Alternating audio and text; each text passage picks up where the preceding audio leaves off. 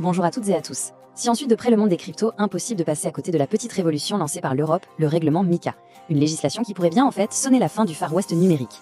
Alors, qu'est-ce que ça change concrètement? C'est ce qu'on va voir ensemble. Parce qu'il faut bien le dire, avant MiCA, l'Europe des cryptos, c'était carrément le Far West. Un territoire immense, plein de promesses, d'innovations incroyables, mais aussi un espace sans shérif où le chaos et les risques étaient un peu partout. Le défi pour les régulateurs européens était donc énorme.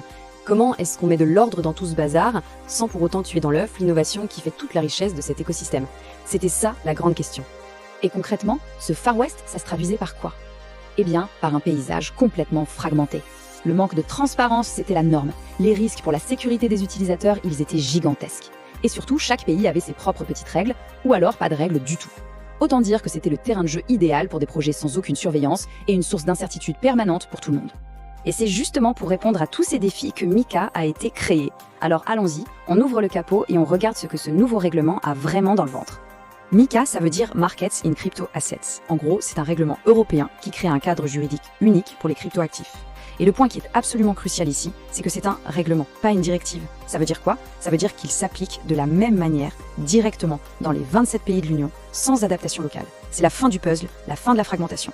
La mission de MiCA, en fait, elle repose sur 4 grands piliers. D'abord, bien sûr, protéger les consommateurs et garantir un marché sain, logique. Mais aussi, assurer la stabilité financière de tout le système, surtout face à la montée en puissance des stablecoins. Et enfin, le 4e pilier, qui peut sembler paradoxal, c'est de favoriser l'innovation, en donnant enfin aux entreprises la clarté juridique qu'elles réclamaient depuis des années. Bon, d'accord. Mais alors, concrètement, qui va devoir s'adapter? Qui est vraiment concerné par ce nouveau cadre?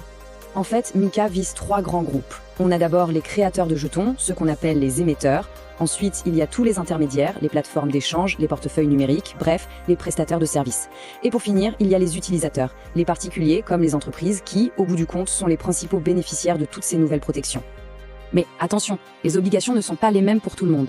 D'un côté, pour ceux qui créent un cryptoactif, la règle d'or, c'est la transparence. Ils doivent publier un livre blanc, un document hyper détaillé sur leur projet et les risques qui vont avec. De l'autre côté, pour les plateformes, le mot d'ordre, c'est la robustesse. Elles vont devoir obtenir un agrément officiel, une sorte de licence qui prouve qu'elles sont solides financièrement et que leur sécurité est au top. Et il faut savoir que MiCA ne met pas tous les cryptoactifs dans le même panier. Non, une attention toute particulière est portée aux stablecoins. Pourquoi? Tout simplement à cause de leur impact potentiel sur la stabilité financière de tout le système. Alors là, pour les stablecoins, les règles sont beaucoup plus strictes.